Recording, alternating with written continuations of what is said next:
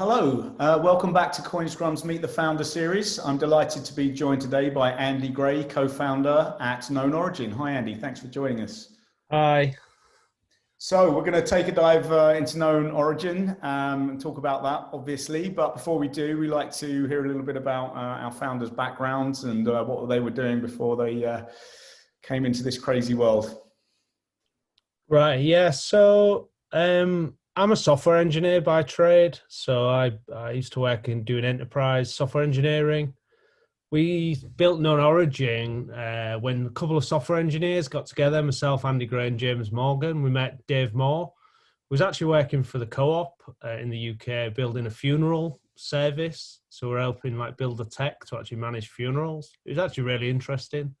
Won a few awards, but we just got talking about blockchain. We had an interest in it. We'd always been hacking around in it. So that's where we started.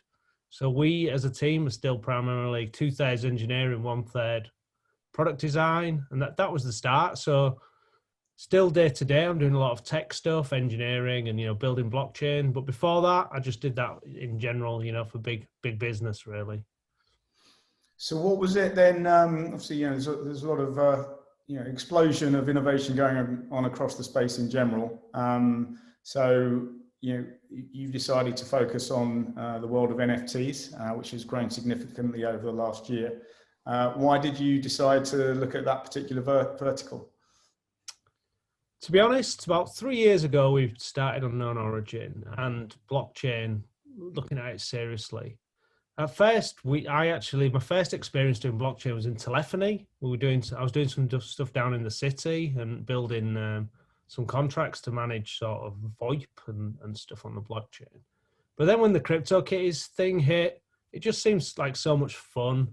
And a lot of people we were talking to in the city of London were all about, doing swaps and what we now call DeFi, sort of prototyping that. But NFTs just made more sense to me. They were fun. You could see how there could be in-game items, and they just appealed to me more. And then the more and more I thought about what I wanted to do on the blockchain, I liked NFTs. It's like a land deed, a degree certificate. I just like this thing of this collectible, which essentially they are these days. So, I like all the DeFi stuff, but I'm more interested in the other things really. So tell us a little bit more then about KnownOrigin itself as a platform. What is the product? What have you developed? And where are you at? When did you go live? And what sort of traction have you achieved so far? Yeah, I think we're very proud to got into the scene very early. NFTs obviously at the moment are going wild, but we started talking about this in February 2018, literally 3 years ago. And we just went down the pub and we were like, we want to build something on blockchain. Dave had ran up pop-up galleries for art before, and we realized it was a classic use case for blockchain that had not been developed. We had an itch to develop something to actually prove we could do some stuff on the blockchain. And it was just a bit of a good marriage, really, a good use case. We wanted to put provenance on the blockchain, which is what digital ledgers are good for. So we decided to just prototype a digital art marketplace and see if we could sell some art. We started with a physical gallery show. We had some digital and physical works. It was really exciting. A few hundred people turned up. They had no idea what they were doing. We sold like 5 or 6 pieces for a couple of $100. But that sort of got the bug really. We then knew we wanted to sell digital art. And the artists we spoke to were the ones who got it after a while were so excited about it and could see instantly why it'd be such an amazing thing if the industry could pull it off. So then we just started small. Our first contract was tiny. The application was tiny. We've just grown month after month and added more features. And now, thankfully, we've got about 1,000 artists on the platform. We sell digital art, but it comes in the form of static art, movies, MP4s, visual tracks, stuff that can be used and seen in AR and VR galleries. So it was, it's been a real journey for us, and we've learned along the way as everyone's picked up and come with us. Yeah, one of the things I've noticed about the NFT space and which seems to be working, and it's been an issue, I guess, for blockchain projects since the earliest days, is around user experience. And you mentioned DeFi before, and if anyone's, for newcomers coming in and trying to test out trading on a DEX. It's not the most straightforward experience for them, and because of the value involved as well, and the trading side of things, generally higher value items, I guess, if you're looking at trading tokens. What my sense is that's something where in the NFT space that it seems that adoption may come sooner around this. UX seems to be a little bit simpler, and seems to be attracting people that from outside of the crypto world, because there's relevant interest for them, whether it's trading cards or football cards, and combined with fantasy football. How important is that user experience side? What is your kind of goals on that, and what are you doing, and what are you seeing around that in terms of that lead to adoption? Yeah, I think it's a lot easier to get your head into, because you go to the KnownOrigin gallery. It's artwork. You can click on an artwork and buy it. So the UX is quite simple. You search for something, you know what you like, you find it, you can buy it. But obviously the tricky part, still a couple of years on, is then you have to understand that we're selling this artwork for ETH, and then you'll be able to see the artwork in your wallet. And then there's gas prices, which are now becoming more and more of a topic of discussion for people interacting with the blockchain, especially the public blockchain and on Ethereum that we use. Other marketplaces on different blockchains have sort of alleviated that to use credit cards. The guys who built CryptoKitties have done this NBA Top Shot on Flow, which is a different blockchain, and their UX is super slick. So I think that's a glimpse of the future. But for us, having that public blockchain behind it and being able to just interact with the web page and use Ether is still quite important to us in terms of tracing the provenance and some of the ones that, in all honesty, some of the ones who are doing the slicker UX on different blockchains, they haven't got as much trust, in our opinion. So we're still keen to leverage the fault-tolerant nature of blockchains, because that's why we got into it in the first place. So hopefully it's coming. The tooling's getting better. The experience should get better. It's not perfect. It's still early. But, month after month, more people are getting on board with it. So you mentioned that you built on ETH, and the ERC 721 standard was the standard which kind of, I guess, triggered the interest and the experimentation in this space. And you mentioned CryptoKitties, who once they launched their first iteration of NFTs back in 2017, 2018, I guess it instantly or very quickly showed the limitations of the Ethereum blockchain. It caused significant congestion at the time, and that was the DeFi hype cycle, where we've seen huge amount of congestion on chain, and single transaction costing $20 to $30, especially and that might be manageable to a degree if you're looking at trading, but when you've got lower ticket items, I know they're not all low ticket items in the NFT space, but many of them are. I guess that's difficult. How much has that become a barrier for you to continue to evolve?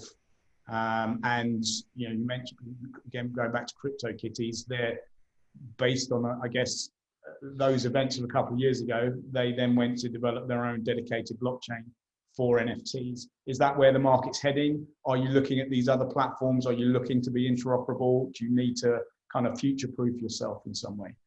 Yeah, I mean, we're at a crossroads, in my opinion. It's for some, we sell art at all price ranges, and we have like auctions which result on chain. So sometimes we get in bad scenarios where someone wants to accept a bid for, say, for $60, but the gas might cost $30. So I mean, it just that doesn't make sense for anybody. Even we can't explain that away.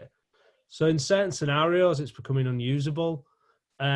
A lot of NFT platforms, we work with a lot of others, know them because we're all built around the same time.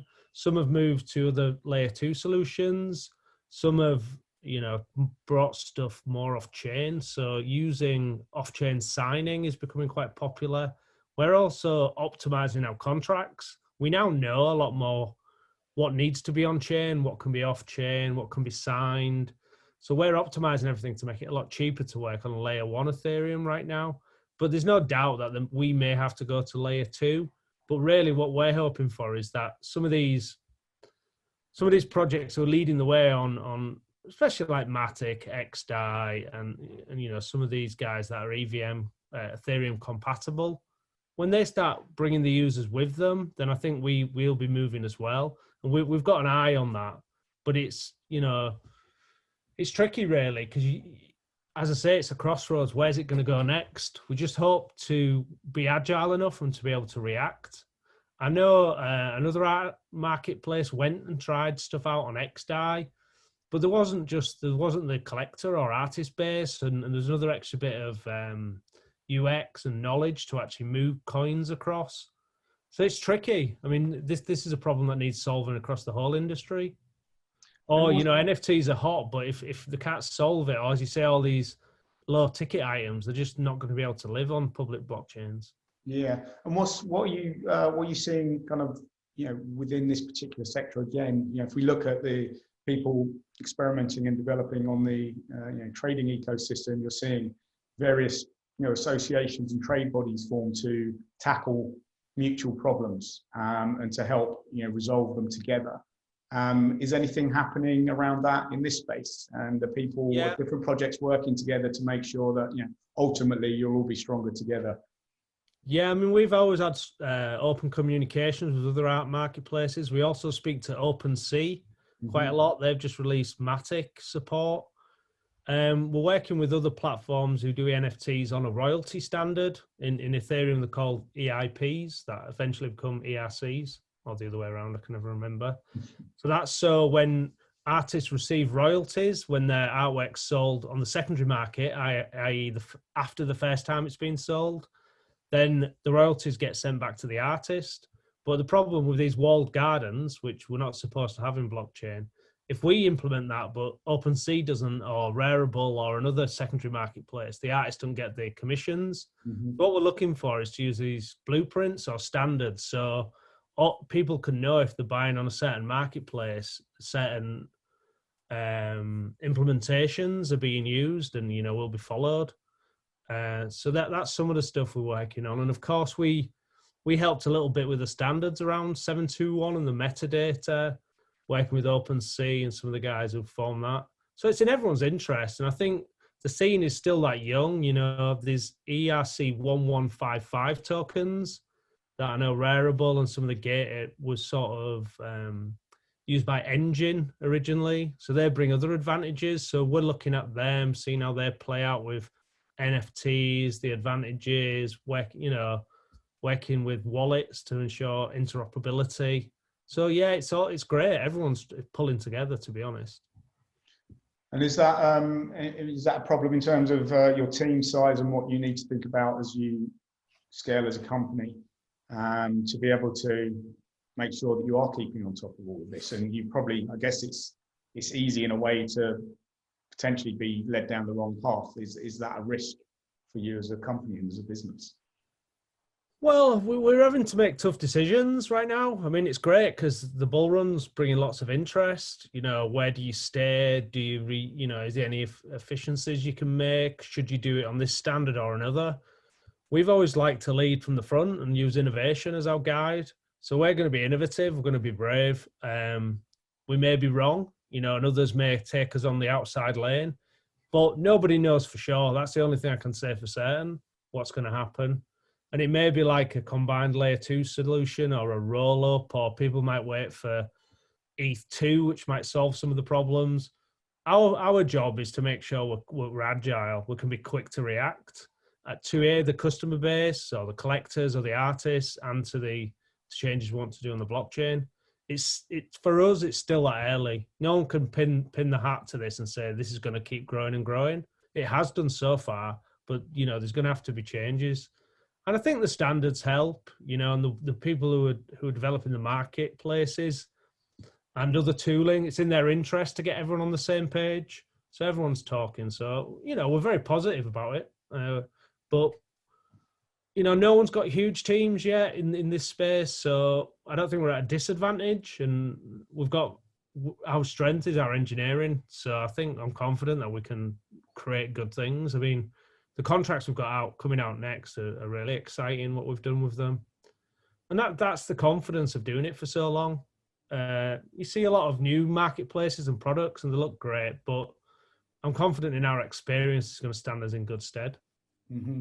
And so just, I know you've had significant growth in volumes on the platform over the last year, so congratulations on that.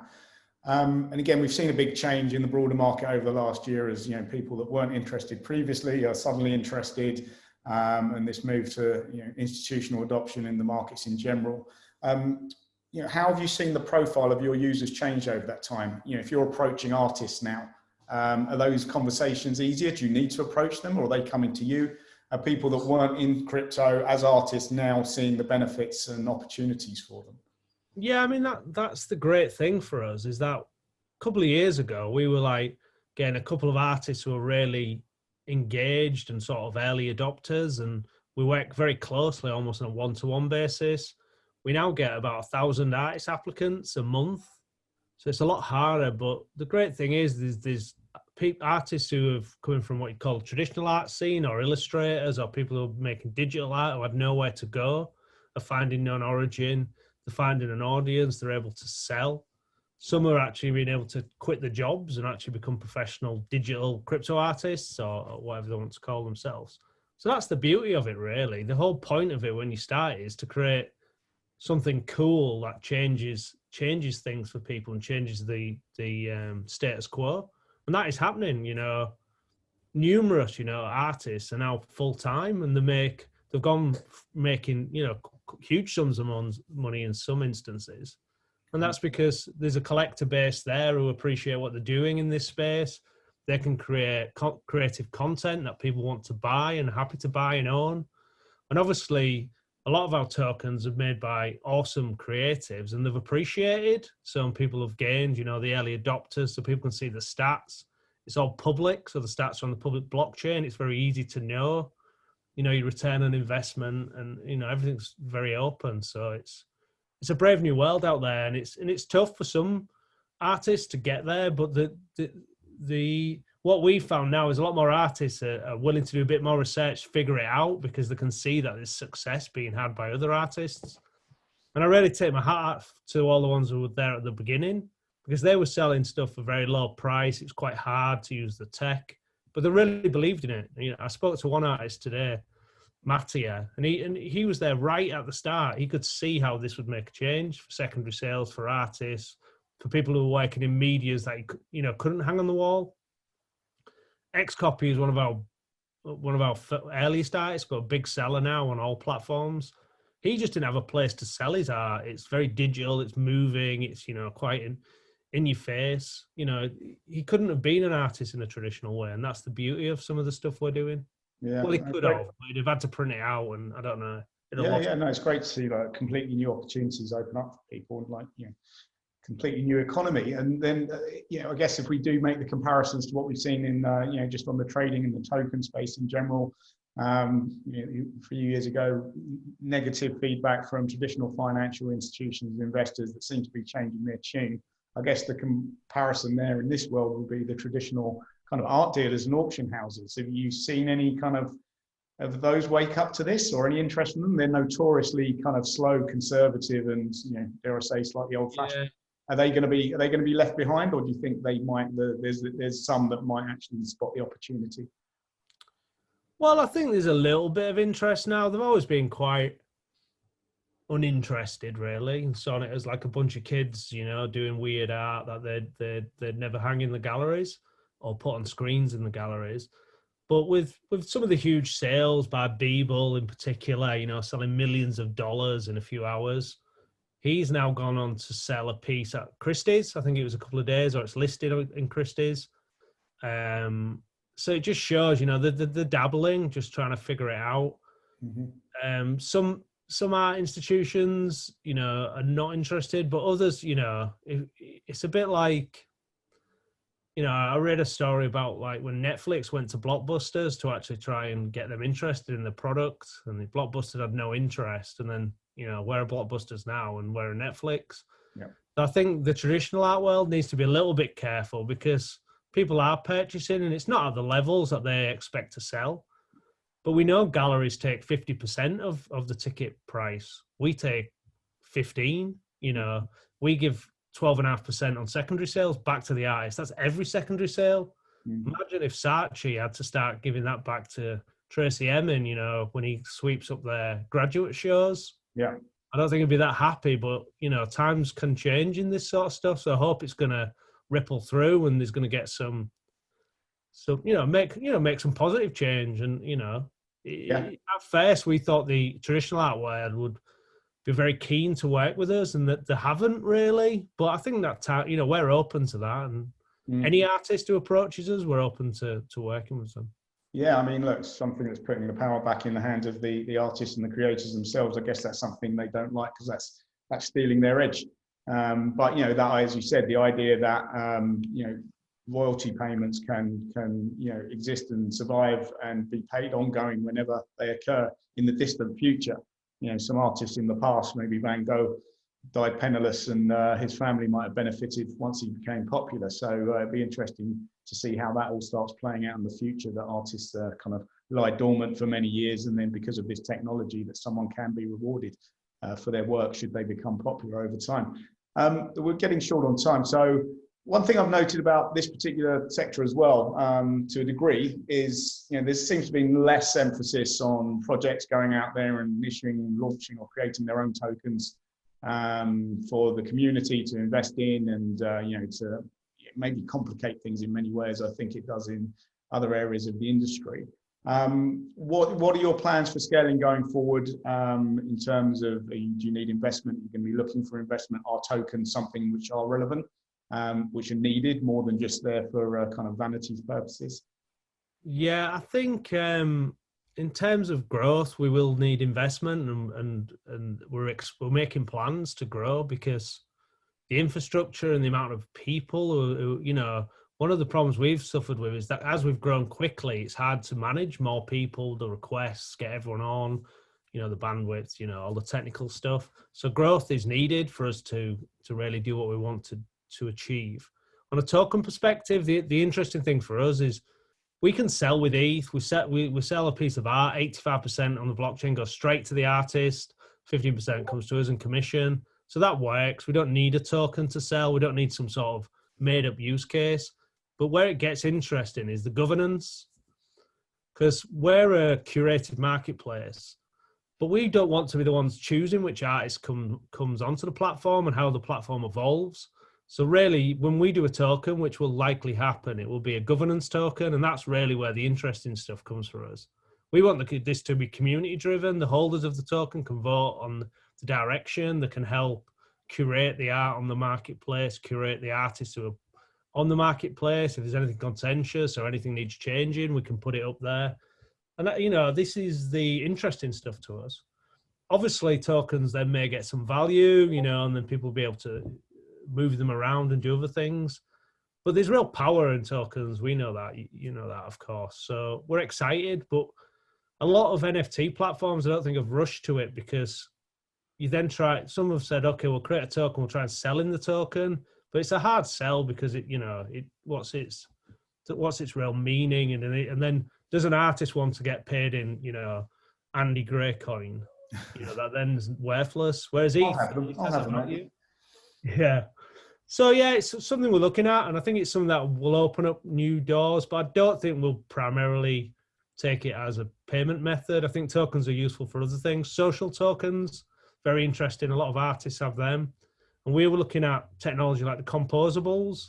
Wouldn't it be great if you buy an artist piece of art, you get the ERC721 non-fungible token, but you get some of their social token, which is an ERC20 as well. Mm-hmm. You know, so we've been able to bundle these things together, but it opens new opportunities as well.